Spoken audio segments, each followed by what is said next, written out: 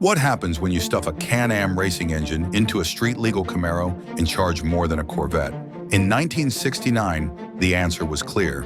69 cars sat unwanted on dealer lots across America. But here's the twist. Those same rejected ZL1s now command seven-figure prices. The question is, how did a car so unwanted that dealers sent it back to Chevy become one of the most valuable muscle cars on the planet? Let's find out. The $4,160 engine that killed sales. What would you do if you ordered a Camaro and when it arrived, it cost more than a Corvette? Not just any Corvette, a Corvette with the legendary L88 engine. Sounds ridiculous, right? But that's exactly the predicament dealers faced in 1969 with the introduction of the Camaro ZL1. It all started when Fred Gibb, owner of Fred Gibb Chevrolet, placed an ambitious order through GM's Central Office Production Order Program. Gibb wasn't just any dealer, he had connections at GM and a passion for performance. He ordered 50 special Camaros equipped with the new ZL1 engine, expecting a reasonable upcharge for the high-performance option. Here's where things went sideways. When Gibb received the invoice, he must have needed a double take. The ZL1 engine package alone carried a jaw-dropping price tag of $4,160. This wasn't just a slight miscalculation. Gibb had originally been quoted around $400 for the engine upgrade. That's a 1,000% increase. With this astronomical engine cost, the final price for these special Camaros ballooned to over $7,200, making them more expensive than the Corvette with the race-ready L88 engine, which cost about $1,000 less. To put this in perspective, you could buy a nice house in some parts of America for that kind of money in 1969. The average family car was selling for around $3,000 at the time, making the ZL1 Camaro an impossible sell for most dealerships. But what exactly made this engine so special and so expensive? This car wasn't just another hot rod power plant. It was essentially a Can-Am racing engine that engineers had somehow convinced management to offer in a street car. While every other big block engine in GM's lineup featured traditional iron construction, the ZL1 boasted an all-aluminum block, a truly revolutionary feature for a production car.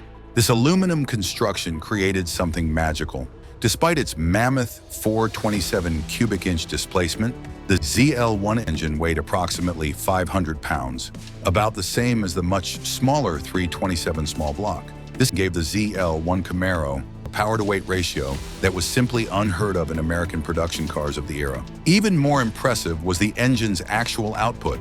Chevrolet officially rated the ZL1 at a modest 430 horsepower, the same as the L88. But this was widely recognized as a dramatic understatement. When independent shops strapped these engines to dynamometers, the truth came out.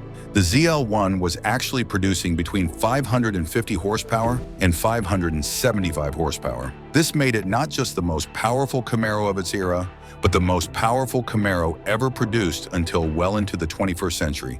The financial reality of the situation quickly became clear to Fred Gibb. Despite the ZL1's incredible performance credentials, the market simply wasn't ready for a Camaro with the price tag of a small mansion. The sticker shock was so severe that Gibb had no choice but to return 37 of his original 50-car order back to General Motors.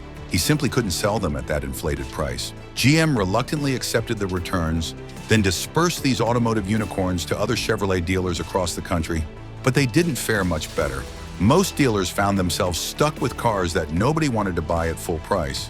Some resorted to replacing the expensive ZL1 engines with standard 396 big blocks just to move the vehicles. The ultimate embarrassment?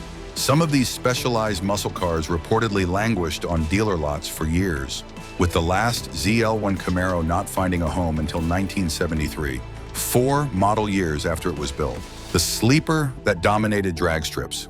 Those dealers who swapped out ZL1 engines for standard big blocks didn't just lose money, they destroyed what would become automotive holy grails. Hidden beneath that unassuming Camaro exterior, with no special badges or flashy styling, was a true wolf in sheep's clothing that could humble the fastest production cars of its day. The genius of the ZL1 Camaro wasn't just in its astounding power, it was in its deliberate invisibility. While muscle cars of the era screamed their presence with bold stripes, scoops, and badging, the ZL1's plain styling and minimal exterior cues was the ultimate sleeper. giving no indication of the monster lurking underneath. This understated appearance was intentional, creating a car that looked like any other Camaro from the dealership floor, but could absolutely devastate its competition when the light turned green. The few discerning racers who understood what they were looking at quickly recognized the ZL1's potential. What appeared to be just another Camaro was actually a factory-built drag machine with a license plate. Even the option list was strange by typical muscle car standards. Many came with column shift automatics instead of floor shifters, manual steering instead of power, plain dog dish hubcaps instead of flashy wheels and no radio.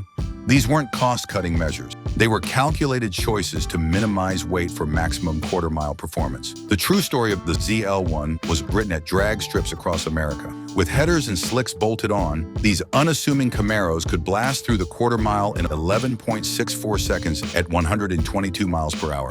For context, those are numbers that would embarrass many performance cars 20 years newer. In 1969, they were simply otherworldly for a factory-stock vehicle you could drive to work on Monday. What made this possible was revolutionary engine design that went far beyond just aluminum construction. The ZL1's open-chamber heads featured round exhaust ports and larger valves, breathing innovations that allowed this big block to gulp air like nothing before it. These technical advancements meant the engine could rev higher and produce power more efficiently than its iron block cousins. Professional racers immediately saw the ZL1's potential. Dick Harrell, known as Mr. Chevrolet, was among the first to recognize what he was looking at. Harrell and other drag racing icons modified ZL1 Camaros for competition, where they proceeded to dominate superstock classes and set multiple records. On the strip, there was no hiding what these cars could do, even if their appearance didn't telegraph their capabilities. The cars that dealers couldn't sell and customers initially rejected found their true purpose in competition. Each weekend, as ZL1s claimed another trophy, their legend grew. The racing success created a mystique around these rare machines that would only intensify over the decade. The commercial failure that had dealers pulling their hair out in 1969 was precisely what set the stage for the ZL1's eventual legendary status. One automotive journalist who had the rare opportunity to test the ZL1 when it was new perfectly captured what made these cars special. When I was coming up, I was a die-hard Chevrolet man, and nothing could change that fact. That I would eventually be the first member of the enthusiast press to get inside a ZL1 Camaro was as far from my tiny mind as becoming the editor of Hot Rod. Even in stock form with factory exhausts and standard tires, these machines could run low 13-second quarter miles, a time that would be competitive with performance cars built decades later. But with minor modifications like headers and slicks, they transformed into 11-second monsters that could stand toe-to-toe with purpose-built race cars. The ZL1 Camaro wasn't just a car, it was a revelation. It demonstrated what was possible when racing engineers were given free rein to create a street-legal production car.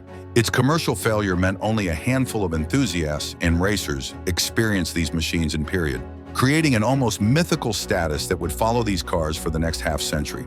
Talk about a wild ride from zero to hero. That $7,200 price tag that shocked dealers in '69 looks like an absolute bargain today.